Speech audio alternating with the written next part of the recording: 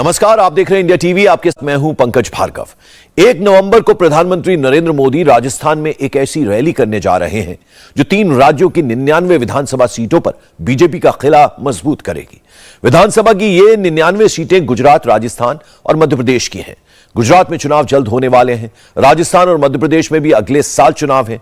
BJP यहां आदिवासी vote bank मजबूत कर रही है, जो इन तीनों राज्यों के चुनाव में बीजेपी के लिए सबसे बड़ा गेम चेंजर साबित होगा। मोदी ने इस रैली के लिए जिस जगह को चुना है वो राजस्थान का मानगढ़ है।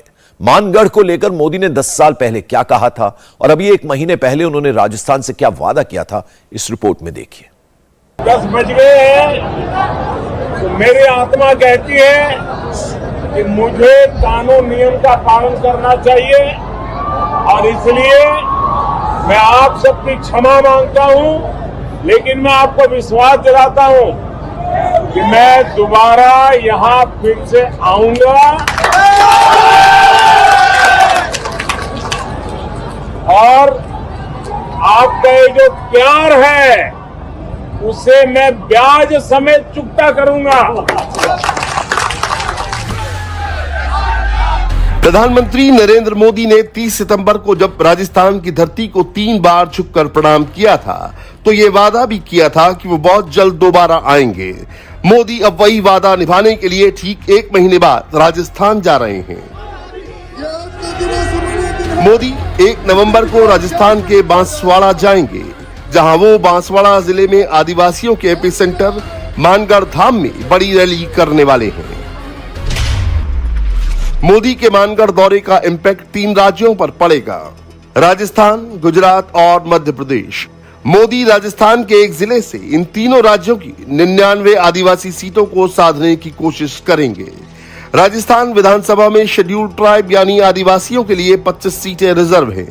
गुजरात विधानसभा में 27 सीटें और मध्य प्रदेश विधानसभा में 47 सीटें एसटी के लिए रिजर्व हैं।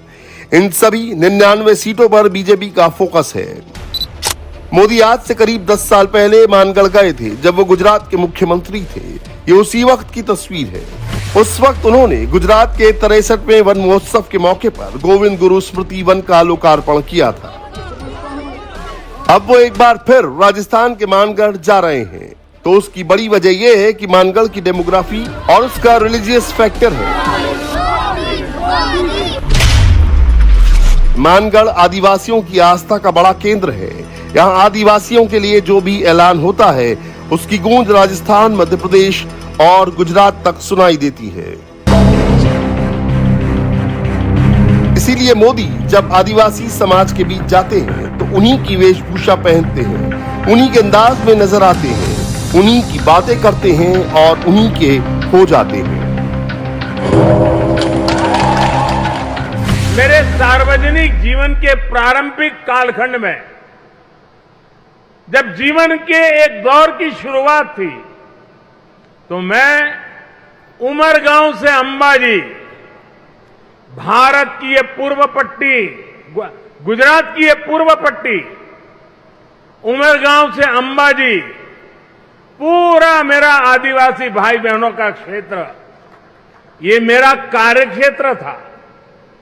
आदिवासियों के बीच रहना, उन्हीं के बिन जिंदगी गुजारना, उनको समझना, उनके साथ जीना, ये मेरे जीवन घड़तर के प्रारंभिक वर्षों में इन मेरे आदिवासी माताओं, बहनों, भाइयों ने मेरा जो मार्गदर्शन किया, मुझे बहुत कुछ सिखाया, उसी ने आज मुझे आपके लिए कुछ न कुछ करने की प्रेरणा मिलती रहती है। मोदी जब आदिवासियों की बात करते हैं तो उनके दिमाग में आदिवासियों के लिए पूरी प्लानिंग चल रही होती है। मानगढ़ धाम को राष्ट्रीय स्मारक का दर्जा देने की मांग लंबे वक्त से चली आ रही है। माना जा रहा है कि इस बार मोदी के दौरे में ये मांग पूरी हो सकती है। साथ ही आदिवासियों के लिए कई और बड़े ऐलान हो सकते हैं। पीएम मोदी ने एक दिन पहले राजस्थान और गुजरात के मुख्य सचिवों के साथ वीडियो कॉन्फ्रेंसिंग की है और मानगढ़ धाम को लेकर बैठक भी की है। राजस्थान के सीएम अशोक गहलोत ने खुद ट्वीट कर इसकी इंफॉर्मेशन दी है। देश की बहुत भारी आबादी आज भी मानगढ़ के बारे में बहुत कम जानती है। मानगढ़ का 109 साल पुराना इतिहास है। 1913 में यहाँ जलियांवाला बाग से भी बड़ा नरसंहार हुआ था। इस नरसंहार में अंग्रेजों ने करीब 1500 आदिवासियों को गोलियों से भून दिया था। संत गोविंद गुरु के नेतृत्व में इन आदिवासियों ने अपने प्राणों की आहुति दी थी। उन पर आजादी का आंदोलन चलाने का आरोप लगाया था। ये तस्वीरें आज भी उसी नरसंहार की याद दिलाती हैं जब अंग्रेजों की फौज हवा में गोलियां बरसा रही थी, लेकिन आंदोलनकारी पीछे हटने को तैयार नहीं थे। पिछली बार जब मुख्यमंत्री रहते हुए मोदी मानगढ़ गए थे तो उन्होंने मानगढ़ के गौरवशाली इतिहास का जिक्र किया था। मोदी ने कहा था कि इतिहास में उसे उचित स्थान नहीं मिल पाया है, इसीलिए मानगढ़ को भी इस बार मोदी से काफी उम्मीद है। बहुत कम लोगों को मालूम है इस देश को बनाने में, आजादी को दिलाने में इस देश के कितने शहीदों होने वालों में मेरे आदिवासी भाई बहन थे। भाइयों बहनों, हम गुरु गोविंद को कैसे भूल सकते हैं? हम मानगढ़ को कैसे भूल सकते हैं? मानगढ़ के अंदर जलियांवाला बाग में जैसा कांड हुआ था, देश के वीर जलियांवाला बाग में जैसे शहीद हुए थे, वैसे ही भारत मां को आजादी दिलाने के लिए गोविंद गुरु की प्रेरणा से अंग्रेजों से लड़ते लड़ते मेरे वीर सैनिक, मेरे देश की शान, मेरे आदिवासियों ने शहादत की थी। मैं आज उन वीर शहीदों को नमन करता हूं, गोविंद गुरु को नमन करता हूं। और भाइयों बहनों, जब हमने गुजरात सरकार ने मानगढ़ में गोविंद गुरु का भव्य स्मारक बनाया, बांसवाड़ा से काफी लोग वहां आए थे, हमें आशीर्वाद दिए थे। आज मेरे आदिवासी भाइयों बहनों के लिए मानगढ़ एक तीर्थ क्षेत्र बन गया है।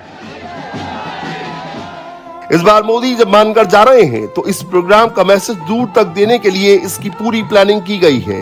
राजस्थान, गुजरात और मध्य प्रदेश तीनों राज्य के मुख्यमंत्रियों को मोदी के प्रोग्राम में न्योता दिया गया है। यानी राजस्थान के सीएम अशोक गहलोत, गुजरात के सीएम भूपेंद्र पटेल, मध्य प्रदेश के सीएम शिवराज सिंह चौहान इस कार्यक्रम में मौजूद रहेंगे। तीनों राज्यों के बीजेपी के प्रदेश अध्यक्ष को भी इसमें बुलाया गया है। ये कार्यक्रम सरकारी है, इसे केंद्रीय संस्कृति मंत्रालय करवा रहा है। इसीलिए केंद्र संस्कृति मंत्री जी किशन रेड्डी, संस्कृति राज्य मंत्री मीनाक्षी लेखी और राजस्थान से केंद्रीय संस्कृति राज्य मंत्री अर्जुन राम मेघवाल भी कार्यक्रम में मौजूद रहेंगे। राजस्थान में बीजेपी के प्रदेश अध्यक्ष सतीश पूनिया तैयारियों की जिम्मेदारी संभाल रहे हैं। मानगढ़ का ऐतिहासिक महत्व है, लेकिन इतिहास में न उसको ठीक से पढ़ाया गया न दिखाया गया। 1913 में 1500 से भी ज्यादा लोग शहीद हुए थे अंग्रेजों से संघर्ष करते वक्त गोविंद गुरु के नेतृत्व में। आज वहां गोविंद गुरु जी का स्मारक है और तीनों ही प्रदेशों की सीमाएं वहां लगती हैं। तो जब जिस सरकार को अवसर मिला उसने विकसित करने के लिए कोशिश की थी। अभी वो स्मारक के रूप में तब्दील हुआ, काफी लोग वहां आते हैं, हर पूर्णिमा को वहां पर समागम होता है। प्रधानमंत्री जी की ऐसे कामों में हमेशा रुचि रही है, खासतौर पर जो ऐसे अनसंग हीरोज हैं। तो ये शायद उसी तरीके की तर्ज की एक प्रेरणा रही होगी जो उन्होंने इस स्थान को चुना है। तो सरकारी कार्यक्रम है, लेकिन पार्टी का या जो जनजाति के जितने जनप्रतिनिधि हैं वो उसमें शामिल होंगे। राजस्थान, गुजरात और मध्य प्रदेश की बात करें तो आने वाले दिनों में अभी गुजरात में पहले चुनाव होगा। अगले साल यानी 2023 में राजस्थान और मध्य प्रदेश में भी विधानसभा चुनाव होने वाले हैं। इसीलिए मोदी सिर्फ एक दौरे से इन राज्यों के आदिवासियों के बीच बड़ा मैसेज देने की कोशिश कर रहे हैं। गुजरात में अगर आदिवासी वोटर्स की बात करें तो CSDS का डेटा कहता है कि गुजरात में 14% अनुसूचित जाति की आबादी है, लेकिन ये 14% वोटर्स गुजरात के बहुत बड़े हिस्से पर अपना प्रभाव रखते हैं। गुजरात विधानसभा में कुल 182 सीटें हैं। 182 सीटों में से 27 सीटें अनुसूचित जाति के लिए आरक्षित हैं, लेकिन 35 में से 40 सीटों पर आदिवासी वोटर निर्णायक भूमिका में होते हैं। उत्तरी और दक्षिणी गुजरात आदिवासी बहुल इलाका है। मानगढ़ धाम राजस्थान गुजरात बॉर्डर पर बांसवाड़ा जिले की एक पहाड़ी पर है। मोदी जब यहाँ आदिवासियों को तोहफा देंगे तो गुजरात के चुनाव में इसका असर पड़ना तय है। 1 तारीख को मोदी जी मानगढ़ हिल जो यहाँ फतेहपुरा तालुका में दाहोद जिले में आया हुआ है, लोगों को बहुत खुशी है और उनके स्वागत के लिए बहुत अग्रिमता से राह देख रहे हैं और ज़्यादा से ज़्यादा लोग वहाँ जाने की इच्छा रखते हैं। करीबन यहाँ 1.5 लाख आए थे, तो वहाँ लाख जैसे लोगों की इच्छा है कि वहाँ पहुँचेंगे। और सभी 5-7 सालों में उन्होंने दाहोद जिले के लिए बहुत सारे अलग अलग तरीके की योजना लेके आए। नरेंद्र मोदी जी आ रहे हैं मानगढ़ में। मानगढ़ बापरे गुजरात के अंदर मानगढ़ आज गुरु गोविंद जी की प्रतिमा का वहाँ पे बहुत डेवलपमेंट हुआ है और अभी आगे मोदी जी की विकास यात्रा चल रही है। उसमें मोदी जी ने जो मानगढ़ है और आदिवासी क्षेत्र है उनके अंदर जो विकास का काम करा है, और ये 2022 का इलेक्शन आ रहा है, उस हिसाब से मोदी जी आ रहे हैं। राजस्थान में भी आदिवासी वोट बैंक बहुत इंपॉर्टेंट फैक्टर है। राजस्थान में कुल 200 विधानसभा सीटें हैं। इनमें भले ही सिर्फ 25 सीटें शेड्यूल्ड ट्राइब के लिए रिजर्व हैं, लेकिन 70 सीटों पर आदिवासियों का प्रभाव है। मौजूदा वक्त में राजस्थान में 200 में से 33 विधायक आदिवासी हैं, लेकिन 33 में से 9 विधायक बीजेपी से हैं, जबकि 17 आदिवासी विधायक कांग्रेस पार्टी से जुड़े हैं। बीजेपी इसीलिए आदिवासियों पर सबसे ज्यादा फोकस कर रही है। कांग्रेस अभी देश में जिन 2 राज्यों में सरकार चला रही है वह राजस्थान और छत्तीसगढ़ है। इसलिए कांग्रेस के नेता आदिवासियों के बीच अपनेपन का मैसेज देते हैं। छत्तीसगढ़ के सीएम भूपेश बघेल को देखिए, वो गोवर्धन पूजा में मुस्कुराते हुए हाथ में हंटर चलवा रहे हैं। और शिवराज सिंह चौहान भी गोवर्धन पूजा में पूरी रीति रिवाज से शामिल हो रहे हैं।